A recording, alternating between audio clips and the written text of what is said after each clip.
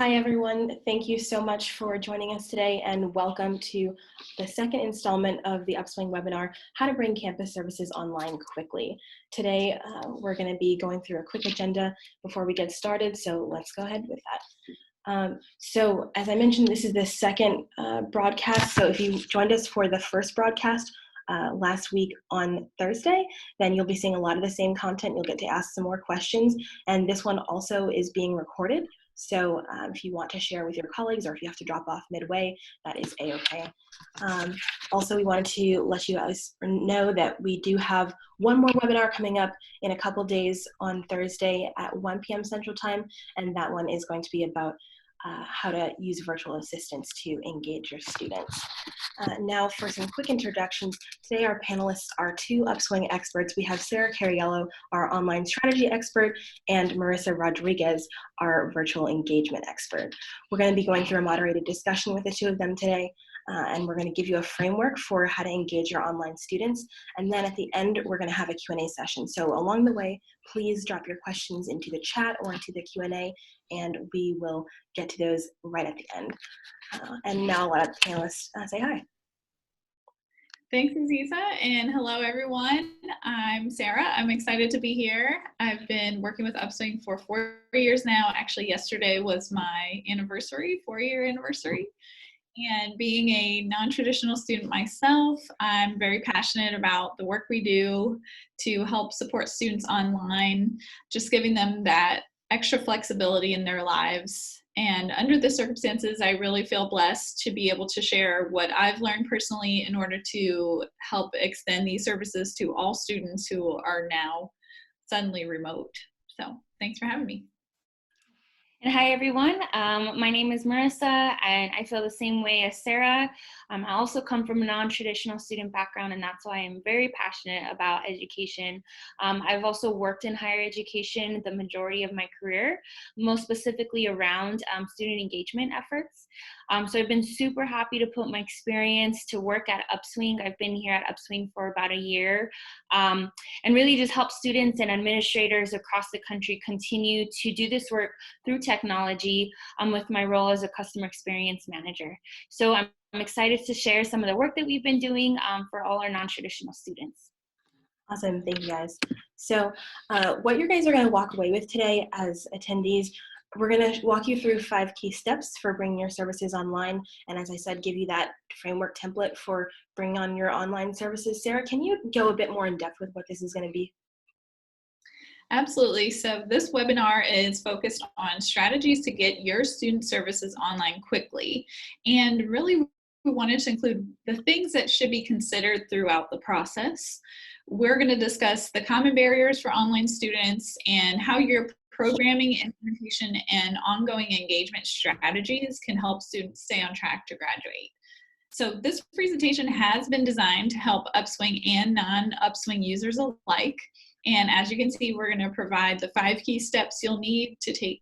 5 key steps you'll need to take to get your services online, and we'll be presenting and sending everyone our free framework template to help you get started on that. And although we will not be talking about it in depth today, Upswing is currently offering special rates for new partners who are needing additional support during this crazy time. So if you'd like more information on that, please, get with us afterwards. Otherwise, we really hope this webinar will be beneficial to everyone in the higher education community. And we're really proud and excited about the opportunity to share our experiences with all of you today. Awesome, thanks. So Sarah, would you mind talking us through a bit of Upswing's background and Upswing's experience with online services? I would be happy to. Upswing was founded in 2013, and we just celebrated our 7-year anniversary last week in our virtual space, working from home. And we've always been focused on non-traditional student success. For us, it encompasses online, adult, and first-generation learners. And we provide integrated student services to colleges and universities, including tutoring, advising, student success coaching, writing support, and our virtual SMS assistant, which is called Anna, along with engagement strategy and retention analytics to go alongside all of that. And to date, we've helped over 100 institutions to get their services online. So we're very excited to share what we've learned, especially with those of you who might be doing this for the first time. Okay. So you mentioned non-traditional students being a focus. Can you tell us more about that and what are the challenges they're seeing? Yeah, so as you can see by the statistic and probably other things you've heard, online students historically graduate at a much lower rate than their in-person peers. So those are the students that intentionally signed up for online classes. And there's many reasons behind that high attrition rate, and we want to proactively help students overcome them, especially because today's circumstances mean that students who may have never done online learning are finding it now the new normal. So the good news is that we have a mantra at Upswing that helps us with that, which is called the 3 R's. And the 3 R's are reach, relate, and retain. So for this first issue that students face, which is lack of information, it can be much harder to reach students when they're not on campus. And then secondly, let's say you do reach them with some sort of messaging or technology. We also know that a sense of community can be a large indicator of student retention. So the question is, how can we make sure to relate and create relationships with students in an online environment so that they feel the human connection? And so, breaking through that isolation that I know a lot of us are feeling, even with just a few days of remote work, it's really critical for online student success to break through that. Then lastly, we really need to prevent frustration anywhere we can and make sure students know where to go for resources and information that will be both timely and consistent. So without paying attention to these key issues, we risk an even higher attrition rate, as most schools are making this transition pretty abruptly to online learning. Yeah. Now, Marissa, I know you've been on the front lines of implementing these sort of plans that schools we're working with. Can you walk us through these 5 key steps? Yeah, so being an online services provider, we've had the opportunity to work with a variety of schools all over. And in that work, we've identified some best practices that were key to those schools really excelling at getting their students online. So you'll see here those steps outlined start with identifying key stakeholders, creating a multi-channel marketing strategy, integrating services into your LMS, leveraging your faculty, and promoting to different departments across your campus. So today we're going to walk you through not only the major steps it takes to quickly move your school online, but also talk through a specific roadmap to help you do this work along the way. Great. So let's start with the online project team. Can you tell us what that should look like and why? No problem. So first, let me iterate. You might think it's intuitive to create a team to do this work, but it is most often not. So to really kickstart moving your services online across your campus, you need to create a team. So we've seen what schools have struggled with to get these things going, and a lot of the times this is one of those starting places. So there needs to be one lead over everyone who drives this project forward, and they work closely with the others involved on the project, who would then help to disseminate information to other departments across the campus. So this keeps the team lean, which can help move it faster. On multiple occasions, we've seen at the start of implementation where a team isn't identified, and more people are getting organized to get brought onto the team throughout the process who aren't familiar with the objective or the strategy. And this can be a reason it really slows the process down overall. So it's worth the time to identify these key stakeholders for the long run by organizing this team ahead of the time, or ahead of the project. Also having buy-in from the top is also extremely important to point out, and will help your team continue with momentum. So now these are our recommendations for the types of roles to form your project team, and we have found that this covers the broader approach for a cross-campus effort, and also incorporates the short and long-term strategy. So this might not be applicable to all schools depending on the size of your school, but if that's the case, think through the skill sets or expertise needed in these respective areas. So you'll want to lead from the academics or faculty department, someone to be able to incorporate the academic priorities and who's connected to your faculty. You'll want a technical expert to be familiar with your school's tech stack and ability to integrate. You'll want a marketing or communications lead, someone who is aware of the broader messaging initiatives who can help you promote across the campus. And finally, someone from the student success or student services department who's going to be able to provide input from the long-term student success strategy perspective. So this team will be the main drivers of this work, who then collaborate with other departments to get everything and everyone else on board. Okay, got it. And Sarah, can you tell us a bit about what we should be looking for on the vendor and software side? Yeah, so we want to advise you to include a few vendor considerations for your online project teams, because really any software you're using to connect with students online needs to have support people behind it. Just like if it's an in-house solution, who are the internal people who can help with the frequently asked questions, the training, etc. If it's an outside vendor software service, what does that support team look like on their team? What is their training schedule? Are there costs tied to that? Do they want to understand your institutional needs? And are they willing to work with you on this project team for a successful launch? Mainly, how proactive are they in keeping you on track? They really need to be invested in your success at a deeper level, and I don't think I can stress the value of that enough. Got it. So now onto our multi-channel marketing strategy. Marissa, I know you've been involved with previous marketing efforts at other companies. Can you say, is this similar to what that is? It is, in fact. So I've been able to see how companies create a campaign, like launching a new product, and apply that same approach to higher education due to my background and understanding of how higher ed works. So launching online services is a perfect example of a concept that would need this type of strategy. So this is why including a marketing and communications lead is needed to help promote across your school, especially in its initial phases. They will have access to update across these different channels, be in touch with communicating to students, and also have an awareness from a high level of all the messages that are going out to students. So one of the things we hear from students is that they don't know where to find information when they're struggling with this, and this will be even more important with students being fully online. So by creating a multi-channel marketing approach, if you go where the students go to look for information, think everything digital. As shown here, you want to think of including information on your learning management system, your website, on social media, and any forms of communication you have with students, be that email, text message.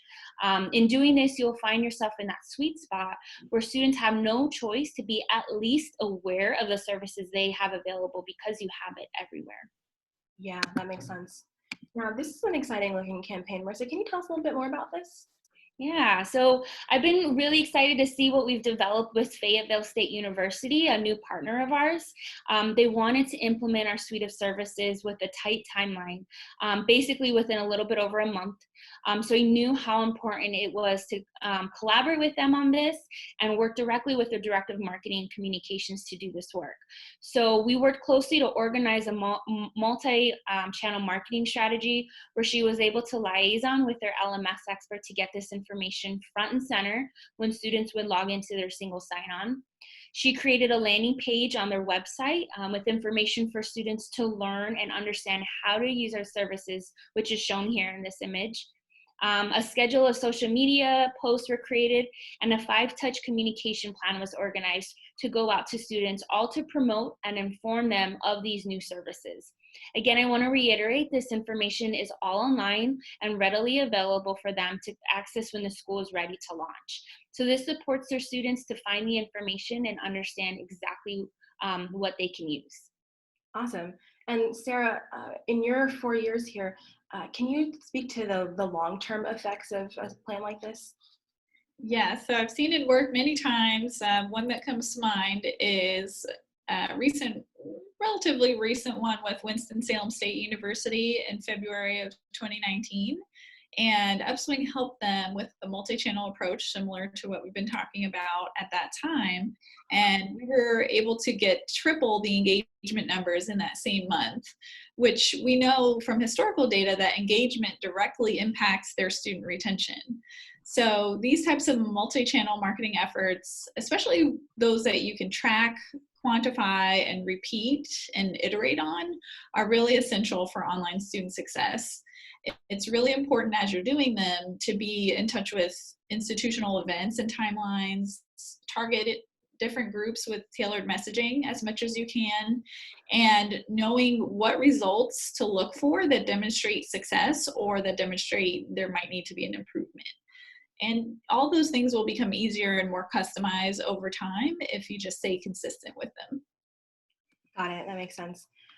So Marissa, can you speak to how integrating services with your LMS helps to actually reach students? Sure. So integrating services on your LMS is the starting place for how we incorporate the 3 R's in our engagement work. Working with a strategic technical lead who understands the landscape of how to integrate the services through your LMS, but also has decision-making power to creatively identify big and small scale how to incorporate the necessary links on your school's LMS is really key. Some of the best practices we've seen are uploading a new banner on the main page of the LMS. If there is a resource page embedded, including information there, and incorporating it within the online classroom environments are some of the best examples. So there's a lot of room for creativity here, and this is one of the most important places, if not the most important place, to incorporate, because it's where students will go to access their online environments and are looking for information when they are thinking academics. Gotcha. And Sarah, can you speak to how providing these things through your LMS helps actually relate to your students? Yes, so speaking again to that second R of relate, we really want to stress that audio and video make a huge difference in online environment for relationship building.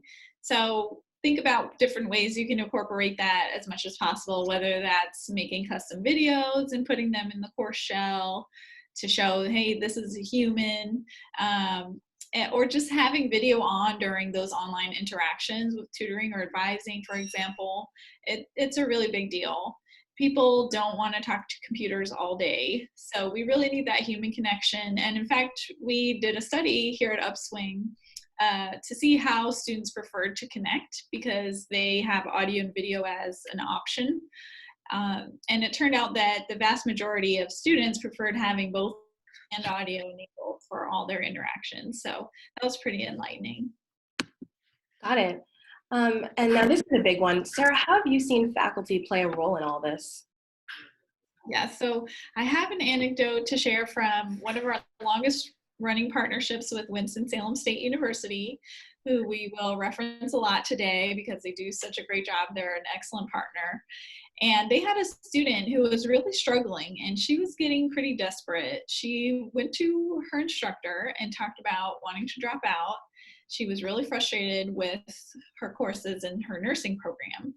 And that instructor, luckily, was able to point her towards online tutoring, where she had an amazing experience. And it was so exciting for her that she told all her classmates about it.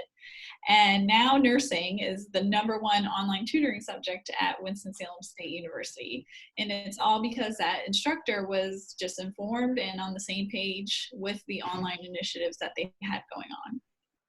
Wow, that's amazing. Marissa, what can you add about the importance of faculty and how schools can actually achieve their buy-in? So in our experience, we've learned how important your faculty is in doing this work. They will be a major, if not one of the most important assets to partner with in going on to online. So students trust their faculty and look to them as mentors. So when they recommend something that will help them, it's easier for students to buy into that. So have a lead connected to faculty to provide regular communications to them to inform them of the services that they and the students have available, especially at the onset of a new service, is super important. Ask that they include this in their online discussion board environment or their LMS classroom with direct links to the services, and then provide your faculty with resources to help them show how students can use services in their online classrooms. This might be through videos, how-tos, syllabus blurbs, etc. Okay. So now that we know what our team should look like and the importance of faculty, Sarah, can you speak to why it's important to promote across the departments? Absolutely. And I think that this goes back to what we were saying earlier about giving online students a single source of truth.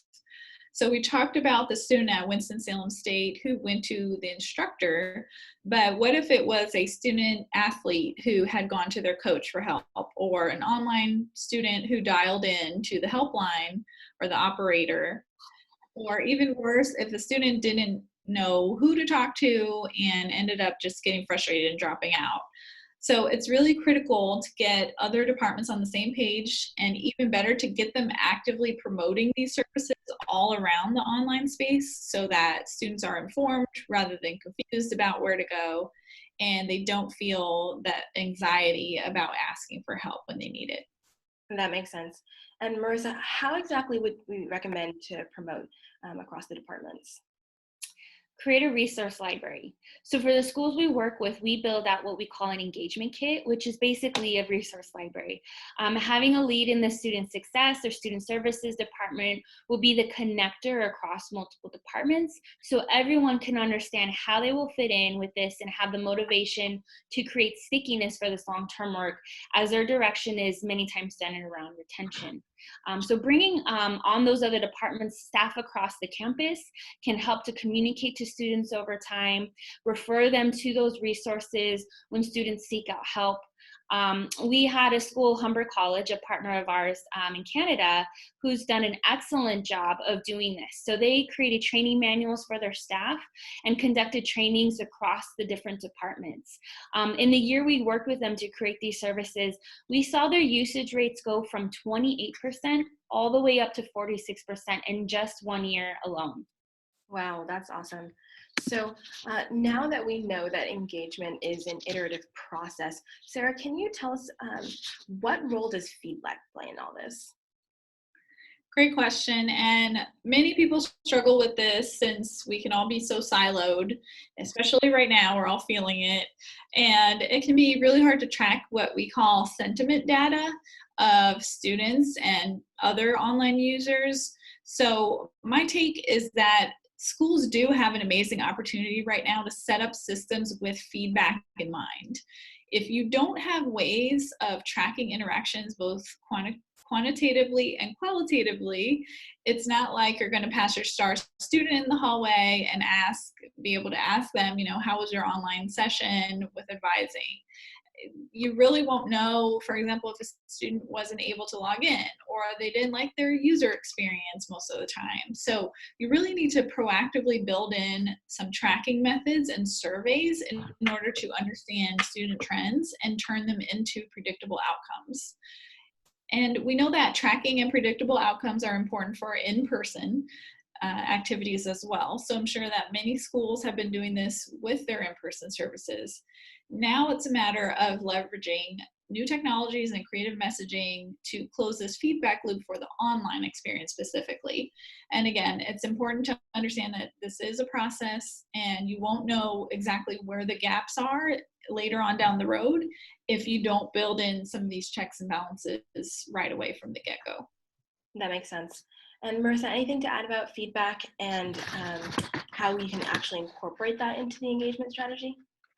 Sure. So how we work with our partners is to approach is to build out goals with our schools, where we dive into their school specific data, which we have available from student usage of our platform. And we then create milestones to help them achieve those goals. So this prompts us to continue looking collectively about what is important and keeps us both accountable to keep developing upon this work. Awesome. So now we get to the fun part. Sarah, can you tell us more about this student intervention funnel and how it works? Yes, I love what Marissa did here. I love how this looks. It's so cute. And essentially, this is something that, continuing on the thought process of implementing these types of online services with the 3 R's in mind and thinking about that continuous iteration, we wanted to provide a framework for schools to use as they're making decisions around what metrics and milestones to track for their specific schools. So on the enrollment side, we typically see there's a general understanding of this funnel. And what we want to do is help translate it into the student success arena, especially online, which can be pretty tricky. So under normal circumstances, one way you could get started with this would be to look at your strategic goals and think about how to work backwards. So in other words, what's your target retention rate? Really looking at your numbers and thinking about what's a realistic retention rate. We all want it to be 100%, but what's realistic? What do you think you can target? For example, if there's maybe a particular student group that has been really struggling with that retention, or that you've had trouble reaching, if that's the case, that can be a step in your process and a student group that you can be really intentional about engaging and planning for. So with what we're dealing with currently in these circumstances, switching gears a little bit, we need to really start thinking about more of a short-term online strategic plan. So if you're thinking about things like, for example, if we know that an in-person student goes to visit their advisor once in a semester and that student ends up graduating, then let's think about how can we double or triple that in the online space so that we can make sure it's translating well. And when do we want them engaged with these online resources? At what point in time during the semester or during their journey? So essentially, it's really about making educated guesses about those key indicators of success and then driving that interaction to make sure that it happens throughout the semester online. Okay. So now it looks like we have an example here. Marissa, can you walk us through how to apply this? Yeah, so this example shows you how to put this framework into action by tying key metrics to online service usage, which can then lead them to an outcome. So we understand you want to know how the work is impacting retention and student success initiatives, even when you are looking at services at a time of urgency. So a framework like this is going to illuminate how online services helps to move the needle and impact your school's long-term strategy. So I want to show you how to put this framework into action. So if the goal is to bring all students to your online services, in its initial phases, you would want to focus on the first part of this funnel, past the all students section, which is really enrollment numbers. So placing effort on the students who log in. It is this area of the funnel that you would want to create strategies around. So this is where the multi-channel marketing approach comes into play, or maybe you've already done that work so you could focus on another strategy, like driving increased logins through your faculty and put creative ideas around that approach. Then you would want to start tracking login numbers before and after you've put those strategies in place. These are your metrics. This is where you see improvement and growth and understand how you are directly impacting the intervention funnel through increased logins.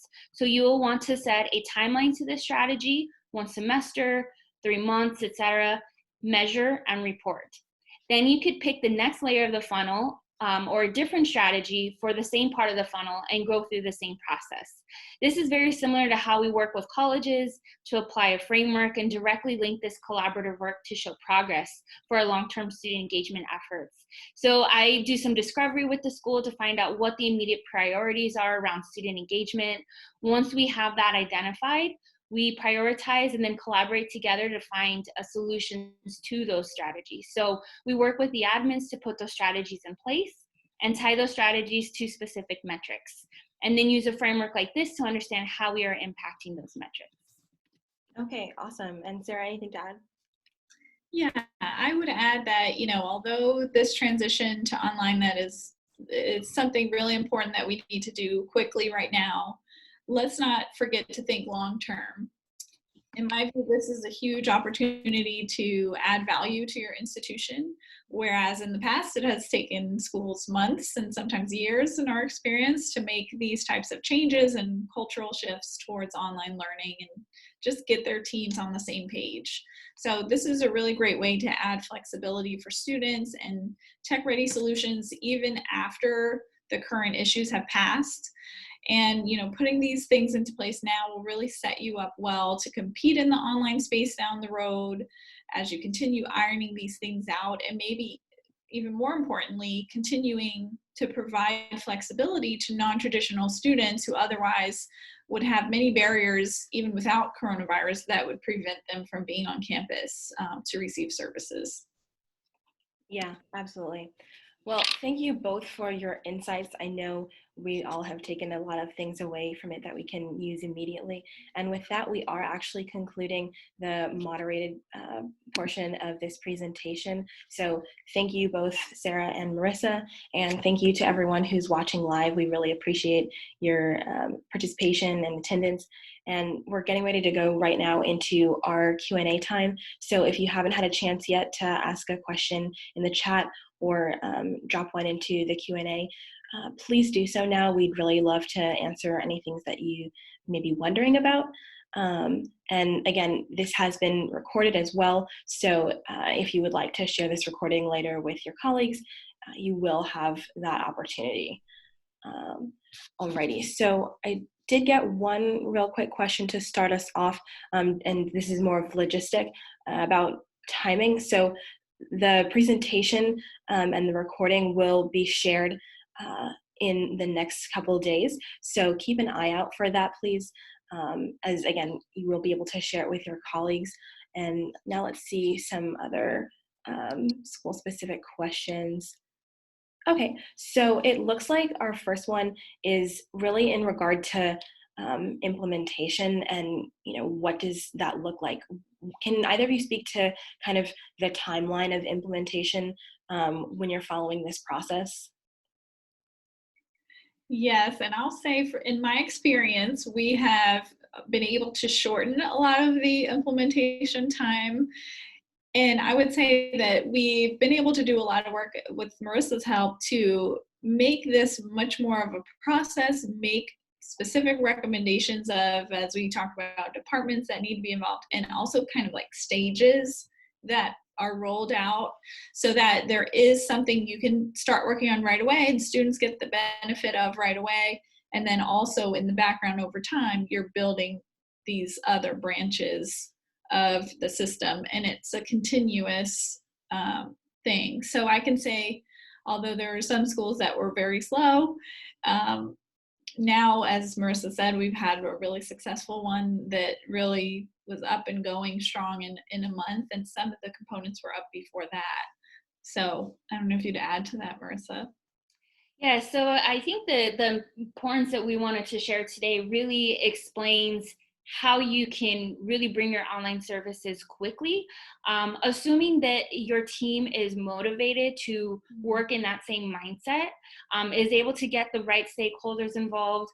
There's lots of communication. There's a streamlined process and how you're communicating up and down, I think can really set your school up to be able to be implemented as short of a time as a month. So really any times that it takes us longer on our end is really when we're kind of working with schools that are trying to figure those things out. And it's taking more time on their end to be able to get this implemented on their school. On our side, on the implementation and technology side of it, it doesn't take us a long time to be able to integrate. So really the time is getting the team together, getting everybody communicated to, bringing the right people on board to do some specific steps that we outlined for the schools. And then it's really in the hands of the school to get this up and running, because on our side, we can move pretty quickly on all the steps that we know that need to take place. Okay, thank you. Oh, it looks like a follow-up for you, Marissa, on that. On the engagement side, what have you seen as the timeline for students to engage once something is up and running? Well, I think that there's kind of two different views. So there's schools that we've worked with that have kind of been our pre-existing schools that we've had a longer term relationship with. And when I'm working and doing that work with them, it's a little bit different than when there's a new school that, let's say, that we're onboarding. So I kind of look at it through the lens of both of those two perspectives. So if it's a new school, from the very beginning, we are looking at student engagement as part of the perspective And so I think by working with the marketing contact and looking at it from that perspective, really it kind of starts at the onset of once the communications go out to the students. So in the approach that we have that we explained here, because we're not only letting students know, but we're letting other departments know, we're letting faculty know, all of those people a lot of the times know about the services that are being provided prior to the students knowing. So then once we bring the students on board, it's this full campus approach where we're able to start tracking student engagement really at the onset of once those communications go out. And so literally in the example that we talked about here with Fayetteville State University would be once the email and text message communication schedule goes out, once the social media posts go out, and then it's as easy to start tracking that usage at that time. Now, for pre-existing schools, it's a little bit different because a lot of the times, you know, they've already done some pre-existing efforts on their end. And that's where I really try to discover what all has been done on the campus to get a really good understanding of where are we going to see that we're starting to move the needle in the specific work that we're doing. So that's kind of one thing to take into perspective. I'd say because the way that we're doing our student engagement work here is very specific, because we prioritize one strategy to focus on, that really streamlines how we are understanding the impact of that work. Now, if we were to be doing maybe 2 to 3 different strategies at the same time, it would be a little bit more difficult to be able to see like what's really working, what is really impacting, you know, logins versus usage and that sort of thing. So I think my advice would be to really place very specific efforts and a very specific strategy and only pick 1 or 2 so that you know what is working, and then either make improvements on that or switch gears if you're not seeing that it's helping for that specific approach. Thanks. Okay, thanks. That was a super detailed answer. We appreciate it. Okay, so another one from the Q&A section. Can either of you speak to some advice on how do we exactly deal with students who aren't so technology inclined and maybe don't know how to navigate in online? Yeah, and that's a big concern for us, especially as we are working with a lot of non-traditional students. So we know that a lot of first-generation students may not have had access to a lot of the technology, and a lot of adults might be coming back into school with just they haven't worked with this stuff before. They've been doing other types of careers. So one of the things that Upswing has done is we implement a 24/7 chat support. So anywhere the student is on our platform, they can chat with someone in order to guide them through whether it's a login issue or whether it's, you know, usually it's a password issue or something like that, or where do I find this? And there's definitely a wide range of technologically capable and less capable. I think having that one-on-one, again, that second R, which is relate, really makes a big difference for them. I would also say that, you know, having guides and how-to things, and we have some things in our resource library that are associated with that. So anything you can build out to step-by-step students through and proactively give them so that you don't have to wait for them to ask, hey, I don't know how to access this, because only some of them are going to actually come to you. So that's what I would mention. So someone just asked again, what are the 3 R's? The 3 R's are reach, relate, and retain. And again, that second R, relate, is what we want to do with especially those less technologically inclined students that this question was asked about. Okay, awesome. I think I would want to add to that. So I think what we've seen, we've done a lot of analytics on our platform to kind of understand what is the barrier to entry for students. And I think in a lot of the work that we've done, we've kind of identified it's pretty much entry a lot of the times. And so what this means, and I would apply this to a perspective of working with Upswing or not working with Upswing, but how do you make this as easy as possible for students when they are getting started? Like literally when they are logging onto specific services, when they are logging into their classrooms, how can you break it down for them so that they fully understand, and this should be probably like step by step for them, what they need to do in order to get to the places that they need to go. Because I think that when students get frustrated, it's probably most likely when they're literally just trying to get started and then they don't want to come back to it, they get frustrated. And so then, I think that this is a little bit of a different situation that we're in right now because they have to go there. But it's also technically without them kind of signing up for this environment if they didn't sign up to be in online classes. So I think also having a lot of understanding and empathy for them, because this is a new environment that they're kind of being forced to because of our situation, and so kind of keeping that in mind. And then the other piece that I would add to that, kind of to echo what Sarah was saying, is then after you're thinking past the any barriers to entry that they might have, then what are the resources that they can go to that they can look at on their own time to reference how to use them. So I would think, quick and easy videos to walk them through something. I would think, even if it's a Microsoft Word document that shows them, here are the steps, then they can use that in their own time to go back and reference to help them through these steps so that they have that support no matter what time of day it is, no matter what day of the week it is, and they can continue to go back and reference it. So I think those two key things would be most important for this environment. Absolutely. And then as a follow-on we have to that, maybe Sarah, you might be able to take this one. It was mentioned, the importance of getting the students in the very first time.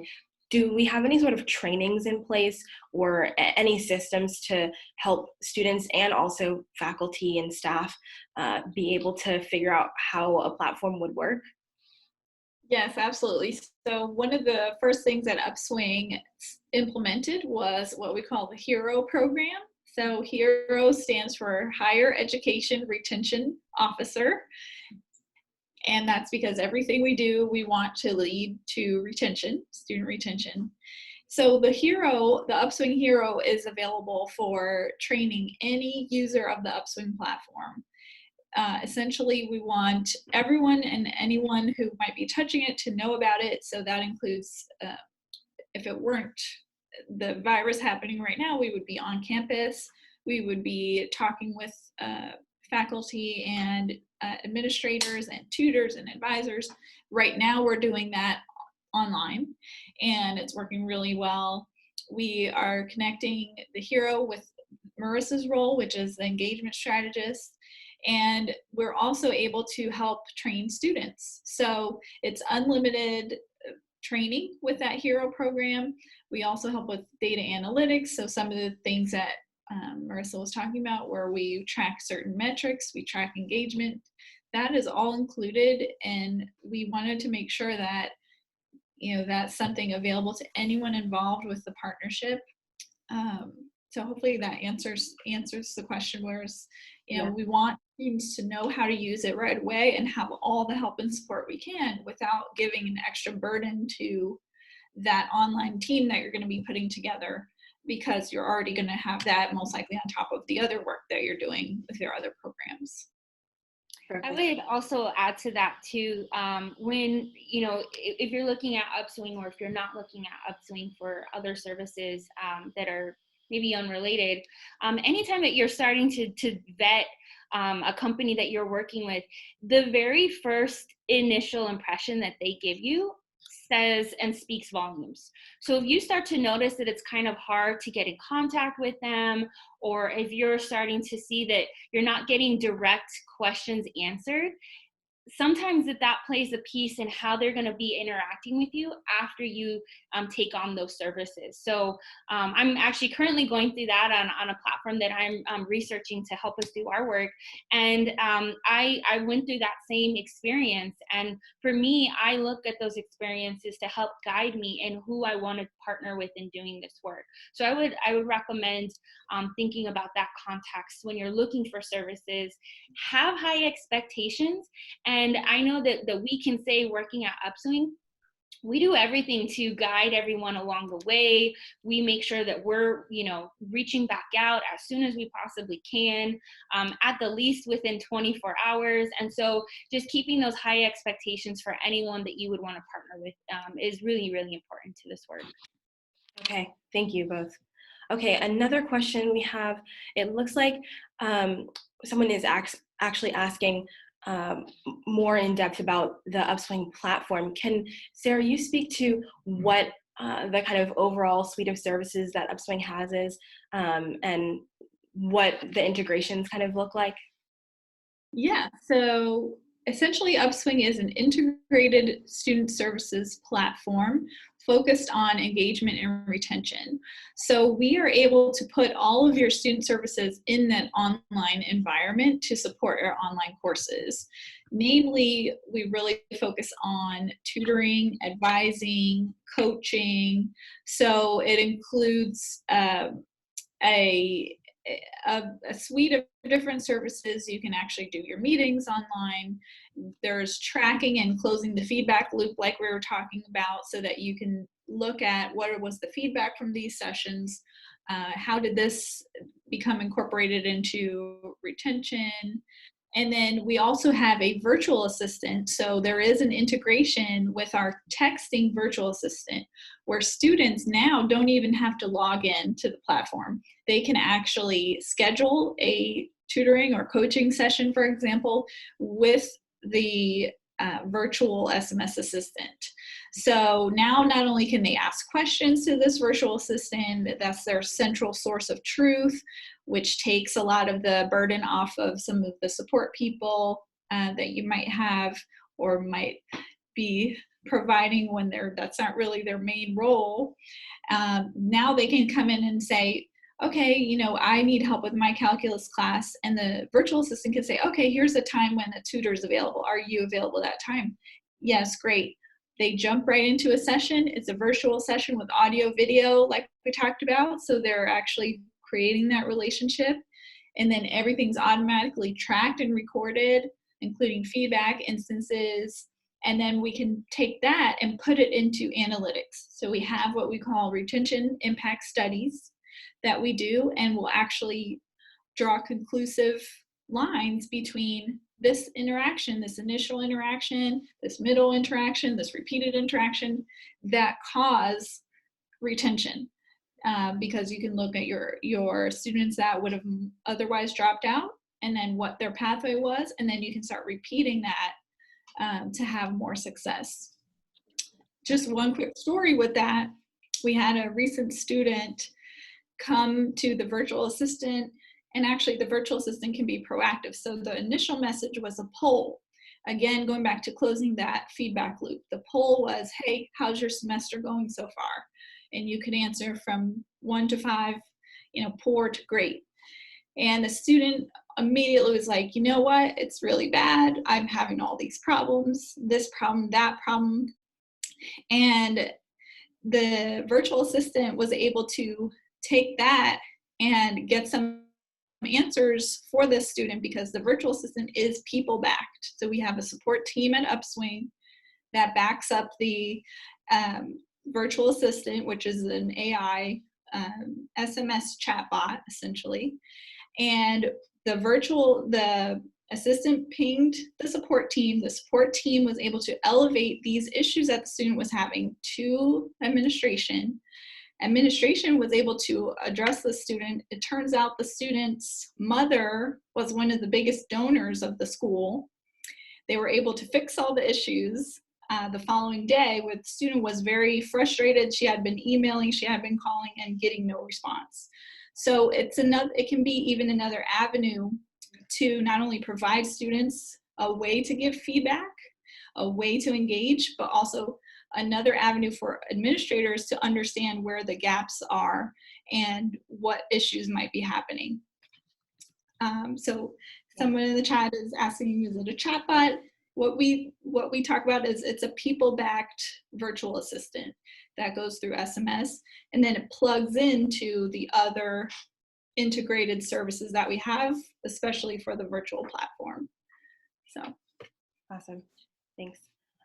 Okay, so we have another question in terms of how Upswing can be used, and that one is a quick one about devices. Is Upswing able to be used on mobile or tablet or only on your laptop? How does that work? Sorry, Sarah, go ahead. Did you okay. do that?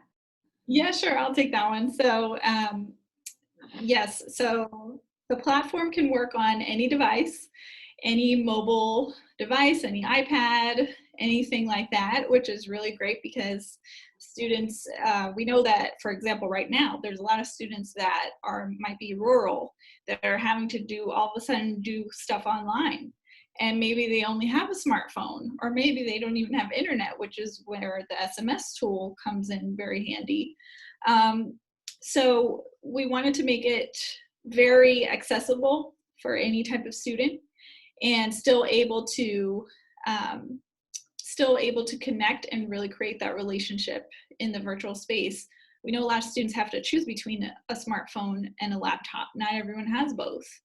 So what are they going to choose? Well, they're going to choose a smartphone 9 times out of 10. So Upswing is really great in that it can work across devices and in any device, and integrate with that SMS feature as well. Awesome. Okay, cool. So this one next looks like it's for Marissa. Back to the engagement side of things. When we're looking at engaging faculty, can you give us an example of what types of email campaigns or what type of messaging you might suggest to put into their syllabi, like you had mentioned earlier? I wouldn't necessarily say email campaigns. I would say more information around resources that they can give to students. So working with the team to have a broader view of the services. So if we're using Upswing as an example, my recommendation would be to provide maybe like a small blurb to faculty of each service that that school is utilizing. So let's use Upswing as the example. And so we would say the tutoring services, and then write an explanation about what that includes. This is 24/7, it's live, tutoring that you can speak to a live person to get help on a specific subject. We have our writing services, so a blurb about that to explain you can turn your papers in to a writing expert to receive feedback on your essay, maybe the Anna messaging. And so again, writing a blurb about that. So I would kind of think through this through a perspective of how can you break down an explanation of the resources that you can provide to the faculty that can be replicated and that help explains what the services are. So there's kind of like that part of it. And then I would think about it through a resource perspective. So are there any ways that you can help to maybe explain the resources a little bit more and how they're used? So another example of how we do this is we've created a flyer that's like how to log in. It gives a 5-step breakdown of what students need to do to log into the platform to get started initially. So I was kind of talking earlier about the barrier to entry. Well, we break this down into 5 steps. We then share this with faculty. They can upload this into their classrooms. And again, students can reference this on their own time. We also provide YouTube videos on how to use the different services. Again, these are some other resources that the faculty can use and upload into their classroom. So I kind of just think of it from a perspective of explanation of the services, and then resources on how to use those services to really partner with the faculty. And then also provide them some ideas of ways that they can incorporate that into their curriculum. So is this something that they can use and incorporate as extra credit, depending on what the service is?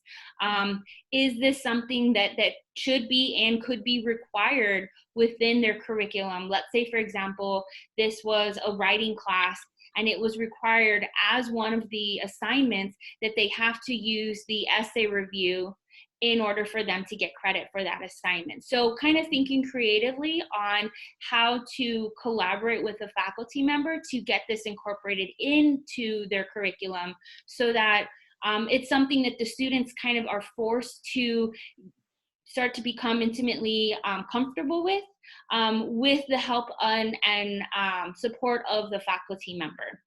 Okay, got it. Thank you so much. We're really close to time here, so we're only going to take one more question. And this one is kind of looping back, it looks like, to that story of the student who was retained at that institution, who started with the sentiment survey. And this question, it looks like, is really asking how do you connect the dots between the virtual assistant and the student going back to the advisor? Like, how is an administrator able to see that pathway? So do you mean when the student interacts with the on a virtual assistant, and then how's that reported to the advisor? Yeah, exactly. So I think this might be a reference to our question about our 24/7 real-time data dashboard, where you can see all the interactions between students and our integrated services platform, which includes the virtual assistant. So administrators who schools designate will have access to in-time reporting of every single interaction that students have, including chat conversations via text with the virtual assistant. So that's how we're able to provide some of the trend data and iterate on some of the outreach and engagement, again, closing that feedback loop down to the very detailed meaning. So yes, we do have an administrative real-time dashboard that helps with that, and you can create reports from it. It's really easy to use, and your hero also helps manage that. So in case you need specific reports, or you don't have time to go in and you might not know what you're looking for at the beginning, the hero will train you and even help you pull different statistics and reports from that dashboard. I'm going to go ahead and add to that as well. Also, to kind of connect the dots a little bit earlier on after the interactions. So because Anna is also supported by support staff, basically we have one main connection at the school who's kind of working with us to help manage any of the support.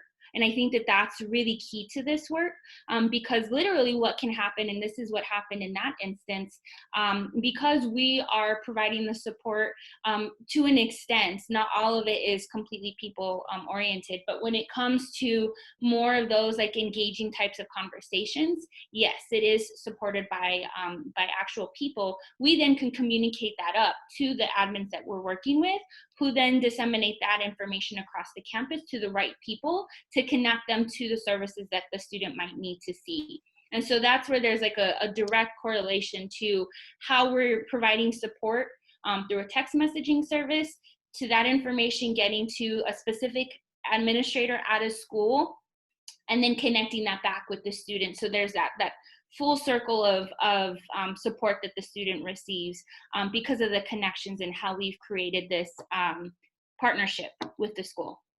Awesome. Oh, with that, we're concluding our webinar. Thank you again, both to Marissa and Sarah, for sharing your insights and fielding all these questions. We also really appreciate everyone who's watching live. As we mentioned, keep an eye out for that recording and for the student engagement template as well that we shared. We'll be giving you a copy of that as well. Thank you everyone again, and this is Upswing signing off. Bye, thank you.